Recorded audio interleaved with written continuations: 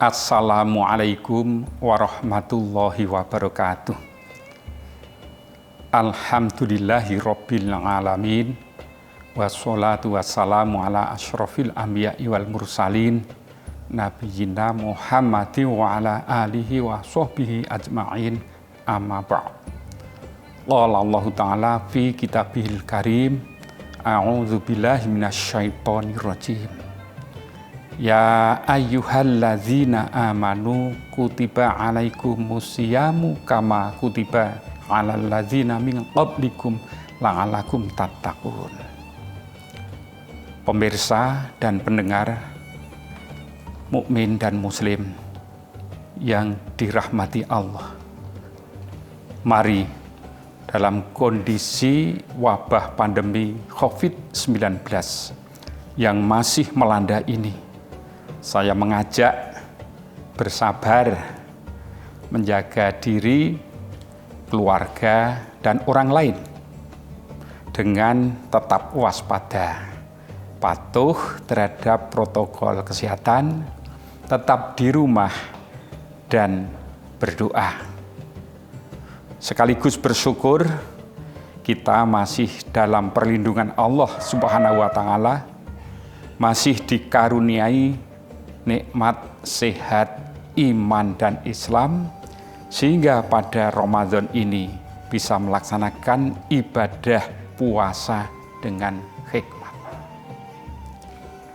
Pada kesempatan ini, perkenankan saya mengajak, mari kita sedikit menyegarkan kembali, juga mengingatkan diri pelaksanaan ibadah puasa yang sebulan setiap tahun dan sudah bertahun-tahun kita jalani,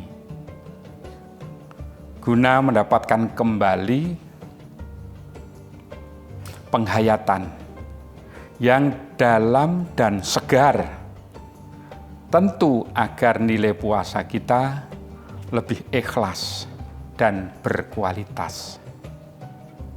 Saudaraku, para mukmin dan muslim yang dirahmati Allah, bersyukur dan berbahagialah.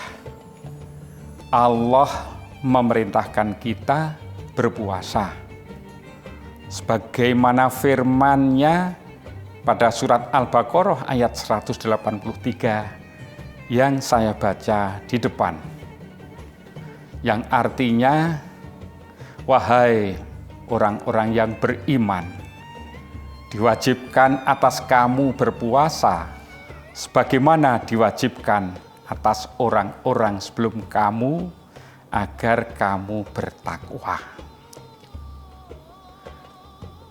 Para mukmin dan muslim yang dirahmati Allah, panggilan mesra dari Allah bagi orang-orang yang beriman tersebut, menurut Bapak Quraisy Shihab, merupakan kewajiban puasa tanpa menunjuk siapa yang mewajibkannya.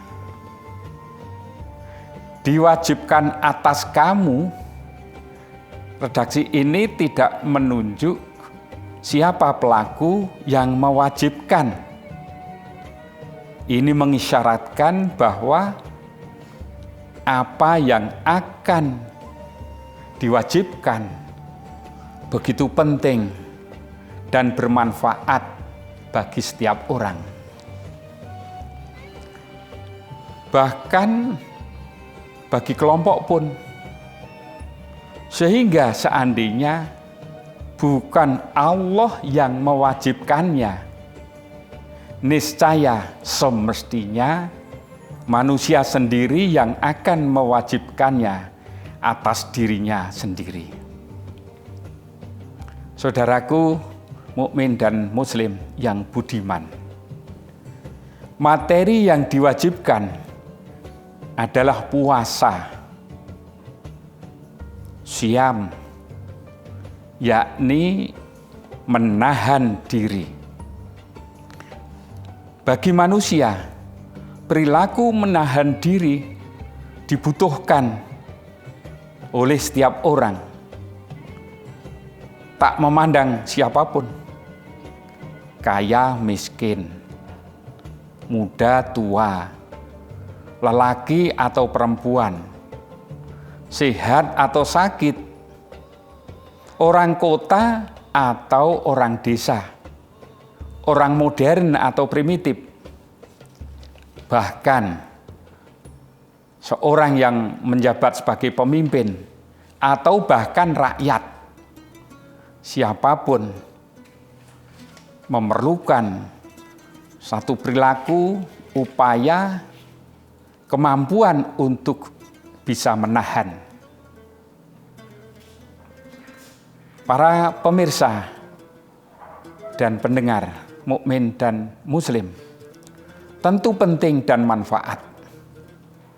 Menahan bisa ditimbang ketika manusia tidak mampu menahan.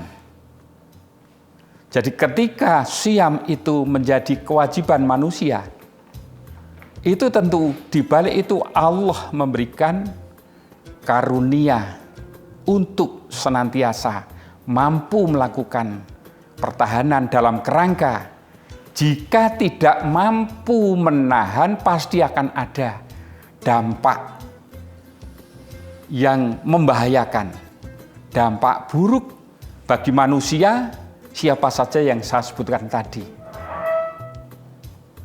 Sebaliknya ketika manusia, orang siapapun mampu melakukan perilaku menahan, itu pasti ada kelebihan, keberuntungan, bahkan kemuliaan. Dan bahkan Allah akan mengkaruniakan orang-orang yang mampu menahan atau melaksanakan siam akan mendapatkan kedudukan sebagai orang yang bertakwa atau muttaqin. Yang orang bertakwa, sebagaimana Allah berfirman, inna akramakum indallahi atqakum. Dan masih banyak lagi Allah memberikan keberuntungan dan kemuliaan bagi orang-orang yang takwa. Karena itulah maka saya akan mengajak, mengingatkan, merefresh. Kalau demikian maka menahan atau siam atau berpuasa itu sesungguhnya meski itu kewajiban namun akan berbalik hikmah kepada setiap orang yang melakukan menahan dan siam. Itu hikmah yang manusia itu memiliki jasmani dan rohani. Dalam kerangka apa? Jasmani dan rohani yang Allah berikan. Laqad khalaqnal insana fi ahsani taqwim. Sungguh kami menciptakan manusia dalam bentuk yang sebaik-baiknya. Yang sebaik-baiknya itu ada pada jasmani dan rohani.